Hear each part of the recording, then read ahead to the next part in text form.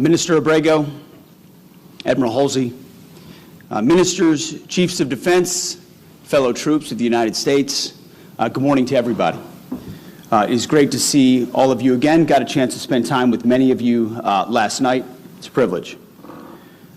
As you know, the security of the hemisphere that we share is a top priority for President Trump and for the United States Department of Defense. The security threats that we face right now are real and they are present.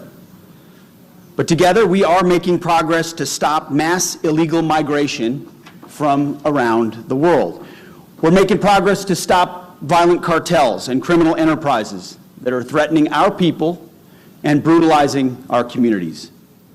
And the era of capitulating to coercion by the Communist Chinese is over. Their growing and adversarial control of strategic land and critical infrastructure in this hemisphere cannot and will not stand. To accomplish this, our countries cannot face these shared threats alone. We have to face them together.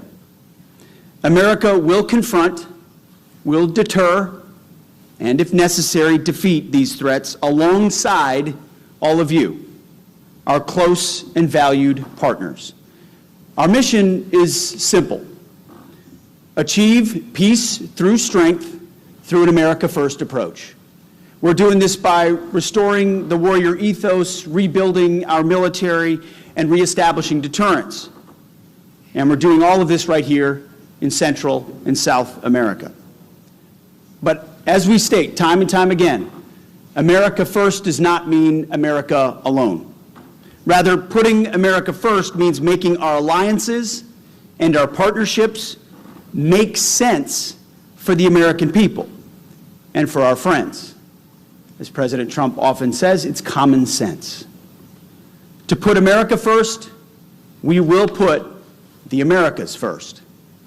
We will do this by confronting shared threats across this hemisphere, serious threats that require a serious response. First, the United States will do whatever is necessary to achieve 100% operational control of our borders. Simply put, border security is national security, something President Trump has and continues to deliver on. Border security in every country in this region is a shared challenge and must be a shared priority for all of us. And I had a chance to spend time, as I mentioned, with multiple ministers last night who are just as committed to their own sovereignty in defense of their borders and assisting us in defense of ours. Second, the Trump administration understands that transnational cartels and gangs enable and profit from chaos. They terrorize our people and our communities. So, President Trump has designated these groups as terrorist organizations, and we are unflinchingly treating them as such. We also know that these same terrorist gangs and cartels, they profit from terrorizing your people and your communities. Cartels that ravage your lands. They control large swaths of territory in some of our countries, and their existence threatens yours and our sovereignty. Together, each for our own country, we will target and we will destroy those networks.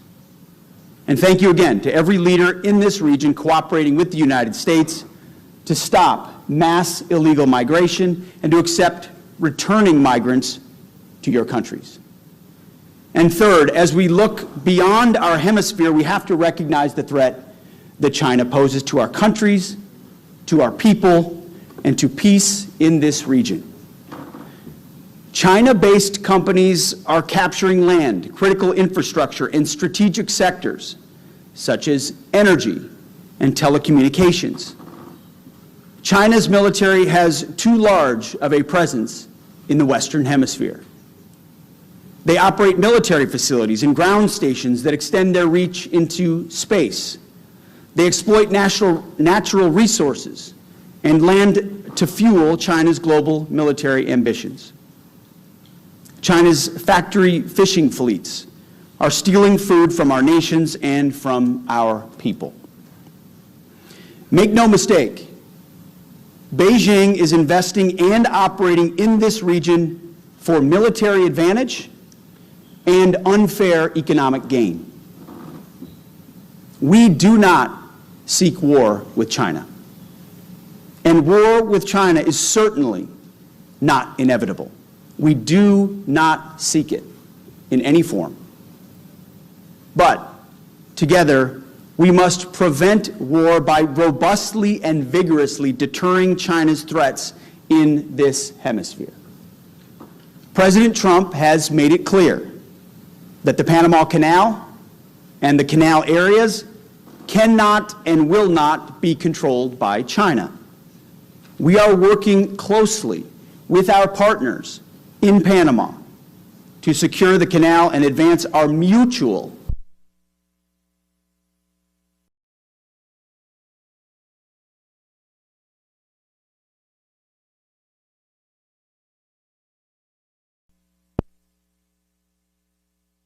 directing the United States naval ship Comfort, it's a hospital ship, to deploy to Panama and to several countries in the region later this year. We're also expanding training, military training, increased military education and exchanges, and conducting more robust joint exercises. We're going to increase cooperation to deter threats, to seize opportunities, to bolster our shared defense. That's what SecDef Panama 2025 is all about. Friends standing shoulder to shoulder with friends. That's a reason I'm proud to be the first Secretary of Defense to attend SecDef, the first to be in Panama in over 2 decades. President Trump has made our hemisphere, our friends, our borders, a high priority in his administration, and it will continue to be so. Like all of you, the United States wants a hemisphere of secure, prosperous, and sovereign nations. This is not globalism or interventionism. Instead, this is a golden age of shared national interests. We want this to be a golden age for our countries and for this hemisphere. We want, in short, to also make the Americas great again. Together, we will secure a prosperous and peaceful region for our people and a promising future for our kids and for our grandkids. Thank you, and God bless all the countries assembled here. Thank you.